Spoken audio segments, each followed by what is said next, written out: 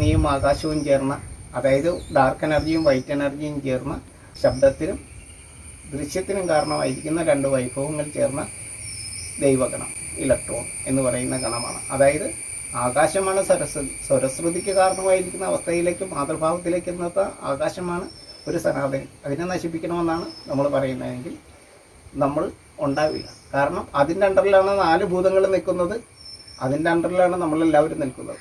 നമ്മളുടെ സ്വരശ്രുതിക്കെല്ലാം കാരണമായിരിക്കുന്നത്, നമുക്ക് ശ്രവണത്തെ കിട്ടുന്നതിന് കാരണമായിരിക്കുന്നത്, നല്ല ദൃശ്യത്തെ കിട്ടുന്നതിന് കാരണമായിരിക്കുന്നത്, നല്ല മണ്ണിനെയും നല്ല ജലത്തെയും നല്ല വായുവിനെയും എല്ലാം കിട്ടുന്നതിന് കാരണമായിരിക്കുന്ന മാതൃഭാവത്തിൽ നിൽക്കുന്ന അതിപരാശക്തിയായിരിക്കുന്നത് ഈ സ്പേസാണ്. ആ സ്പേസ് എങ്ങനെയുള്ളതായിരിക്കണം? സഹസ്രതല പത്മത്തിലാണ് ആ സ്പേസ് നമ്മൾ കാണുന്നത്. അത്രയും പരിശുദ്ധമാണ്. എന്ന് വെച്ചാൽ മാലിന്യ കൂമ്പാരത്തിലല്ല, യുദ്ധഭൂമിയിലല്ല ആ സ്പേസ് നമ്മൾ സങ്കല്പിക്കുന്നത്. സരസ്വതി ഇരിക്കുന്നത് താമരപ്പൂവിലാണ്. അത്രയും നല്ല ഒരു സ്പേസിലാണ് ജീവൻ ജനിക്കുന്നത്. ആ സ്പേസിനെ നശിപ്പിക്കണമെന്നാണ്, സനാതന ധർമ്മത്തെ നശിപ്പിക്കണമെന്ന് പറയുമ്പോൾ